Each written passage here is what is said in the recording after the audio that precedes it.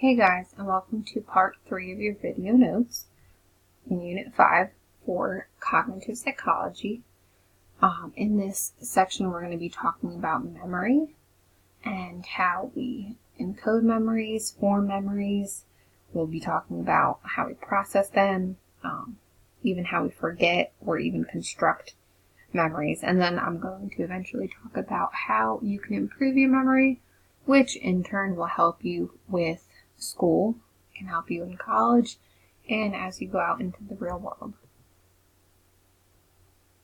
So first off, we have the nature of memory. Memory as a whole, and a word you need to know, is the retention of information or experiences over time. And we have 3 phases. We have encoding, which has the information like being entered, gets into memory storage.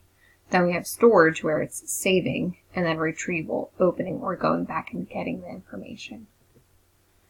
So again, encoding is our first step in memory, and that's where we're kind of getting the information into memory storage, where we're putting the information in there. You're typing your paper, it's starting.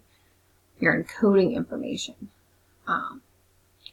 One of the things I want you guys to look up is automatic versus effortful encoding, and figure out what that means. So make sure you put a star about that and then look at what that is.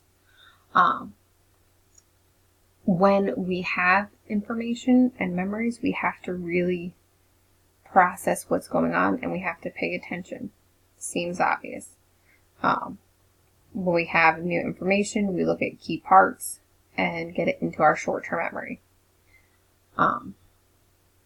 Selective attention, or some people even call it like purposeful focus, is when you're focusing on specific aspects of an experience while you're not ignoring others. Sometimes you hear people say like men have selective hearing and they only hear what they want to hear. Divided attention is where you're multitasking. You're concentrating on more than one thing at a time, which can be a disadvantage if you are multitasking because you tend to do worse memorizing stuff. And then sustained attention is just your ability to maintain attention over a long period of time.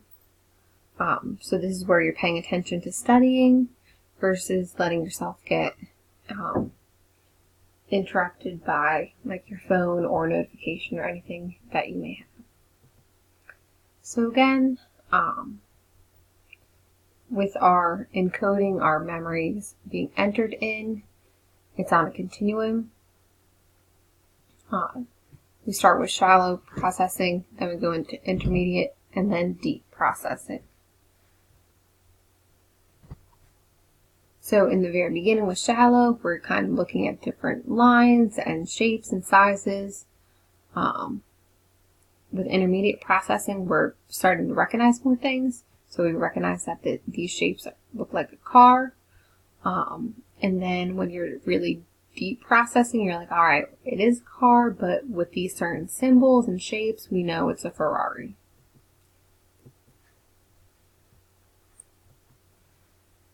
With elaboration with encoding, this is where you are enhancing your memory. You're making different connections. You're getting more information. You can have many mental connections.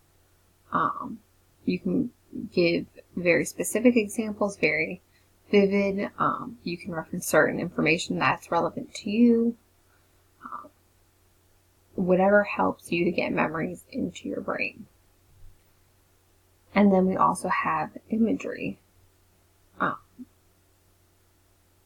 There are people who will create visual narratives to learn crazy formulas or to remember people.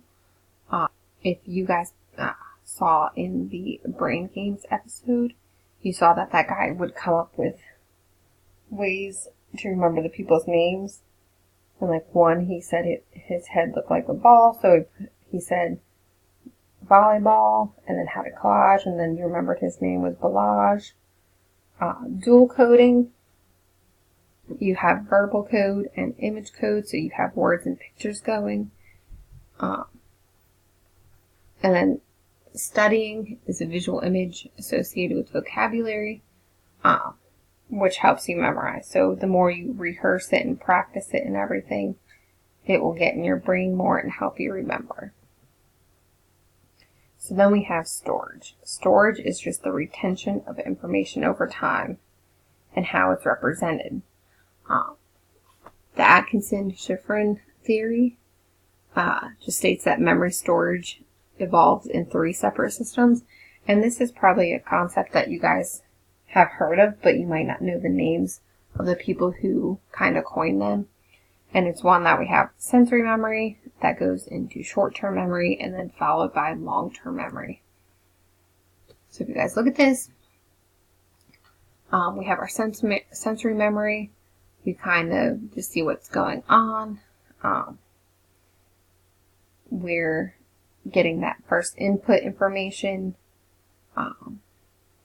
Then we bring it to short-term memory, which is a limited capacity.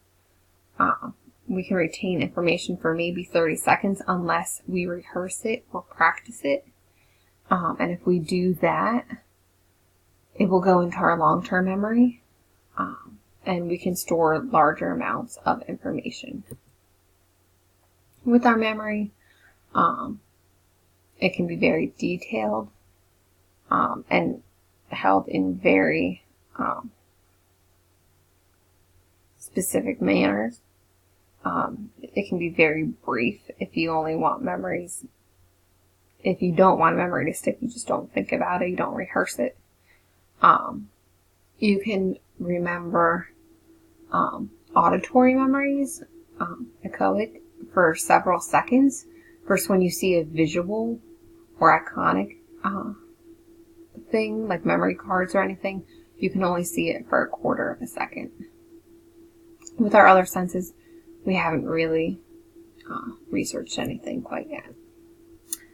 Short-term memory, also known as STM, again, lasts about 30 seconds. There's a limited capacity, typically like 7 digits people can remember at a younger age, plus or minus 2 digits. But by the time most people are college-age students, they can remember 8 to 9. Which one of the things, like with chunking, it's a method to help remember. That's why our social security numbers have dashes, phone numbers have dashes. Helps you break down and remember each of the numbers better. Again, chunking, rehearsing, repeating that information, getting it into your long-term memory. Working memory, phonological loop is speech-based info, so talking about it. Visuospatial is where you have like visuals and you kind of lay information out in your brain. And then central executive memory is integrating both of those, so paying attention, planning and organizing, getting words with visuals working together. The working memory is just a 3-part system. Lets you manipulate and assemble information to help you understand. But again, you have to practice it. You have to get into your short-term memory and then into your long-term memory. Long-term memory is permanent with unlimited capacity. You have explicit long-term memory and implicit long-term memory.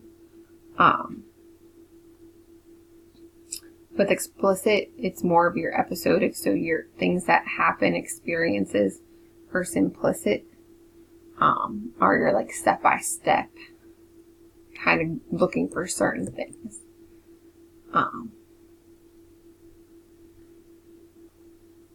Here's just another little chart going over the same information.